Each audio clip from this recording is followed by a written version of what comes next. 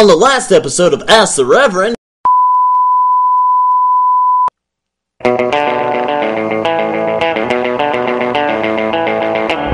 time down, wanna figure this out, don't wanna have to fight about it. Just think about it. Why did you go? Well, that was kind of creepy, wasn't it? Oh well. Hey everybody, Reverend Chris Reject here with episode number 5 of Ask the Reverend. Thank you guys so very much for enduring episode number 4. I promise you, this one will not have anybody in a Speedo. I'm still trying to get that image out of my head. What, you didn't see episode 4? Well, here's a picture. No, I can't do that to you folks. Sorry. Anyways, this is episode number 5. I'm surprised we've made it this far. Thank you for coming along on the journey with me. If you haven't seen the other ones, then stop right now and go watch the other ones and then watch this one, because you are going to be lost. I'm lost already. Anyways, for episode number 5, we're going to rapid fire 5 questions from 5 different people. So, hope you enjoy this ride. This is episode number 5 of Ask the Reverend with me, the Reverend Chris Reject. So the first question comes from Jennifer O'Brien, and she asked me, how many tattoos do you have, and do they have meaning behind them? I have currently 13 tattoos. I have a lot more being planned out, so by the end of this year I'll probably have, I'm going to say 3 more. I have about 7 different ideas. But here, I'll show you all my tattoos and tell you the meaning behind each one of them. So the first tattoo is a scroll with RDK on it. That's my dad's initials, Robert Daniel. And that's his memorial tattoo. I got it right after he passed away. The next tattoo is a microphone with 13 on it. That's a Friday the 13th tattoo, but the microphone representing the vocal aspect of my life. The next one is Mog the Moogle from the video game Final Fantasy III. It's one of my favorite video games of all time, and I love that character. The next 2, the top one is actually my very first tattoo. The checkers representing the ska aspect of anti-racism, anti-sexism. And the bottom one is my most recent tattoo. It's a Friday the 13th tattoo. It's a heart with flames on it.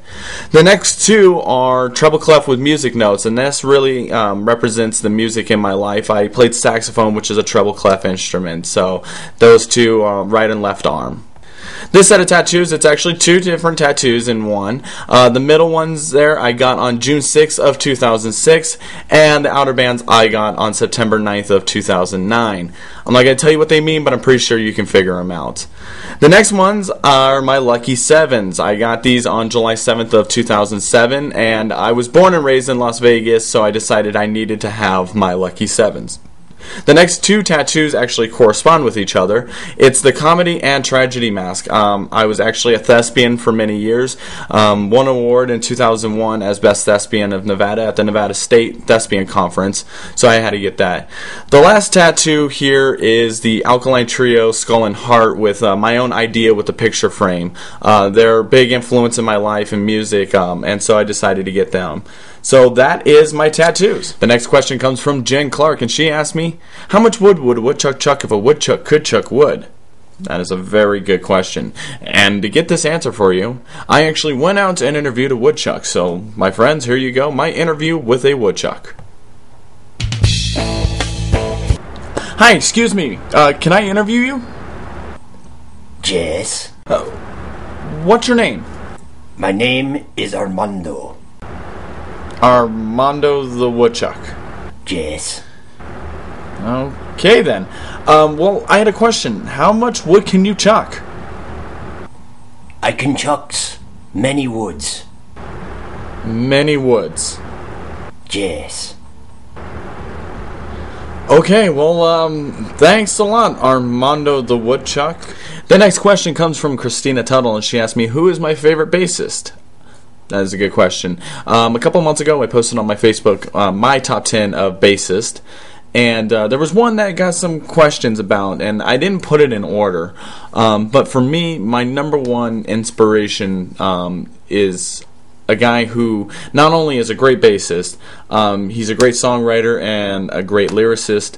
He can go back and forth between playing the upright double bass to playing an electric bass. He can play the upright bass with a bow, and he can slap it. He's a really great bassist, and that is Jim Cregan of Bare Naked Ladies.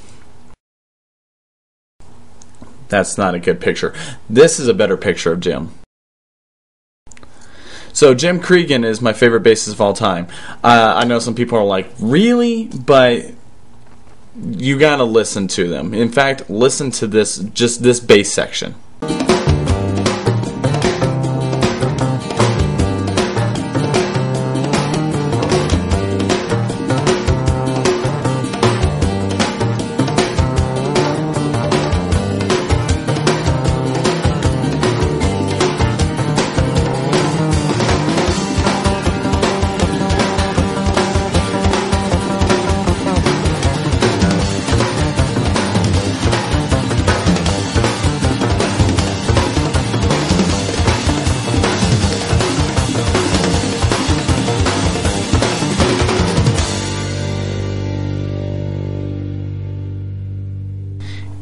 Right? That's all I gotta say. The next question comes from Will, and Will asked me if I ever had to cover one song that I completely despise / hate / think it should die in a fire and make it part of my regular set, what song would it be? Will, you're gonna get me in a lot of trouble for this, but I'm gonna openly say it. Creed with Arms Wide Open. That's right, folks. Cannot do that song. Will not do that song. And if I ever have to do that song, I probably would die a little bit inside. And I know some of you are like, really? That song? I mean, what about Lady Gaga or Miley Cyrus? Here's the thing, folks. With GSR, I would cover those songs as satire. I'd cover Lady Gaga, Miley Cyrus, or Britney Spears. Creed, on the other hand, can't do it, won't do it, and if I ever have to, I would kill myself. And the final question comes from Eric Smart, and Eric Smart asked me, when can I outdrink you? Really? Wow.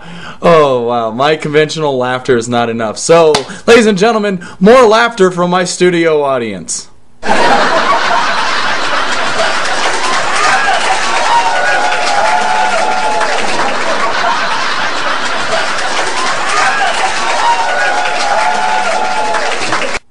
So, Eric, that should tell you what that means.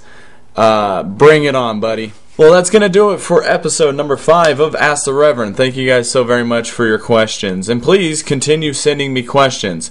There's a bunch of different ways you can do it. The first one, obviously, is right below you down here, below my face. There's the comment section of YouTube. You can leave it there. Or you can go to facebook.com/Reverend Chris Reject. Leave it there. Or you can even email it to me. I know, people still use that. And my email is revchrisreject@aol.com. If you don't want to do any one of those, then just mail it to me. Come to my house, knock on the door, leave it under the door. I don't care. Just submit your questions. I'm also taking submissions now for a new segment called Confessions to the Reverend. These are going to be video confessions. So if you'd like to be a part of that, then go ahead and send me a video confession to revchrisreject@aol.com, and I will use it, and I will tell you how you can repent from your sin.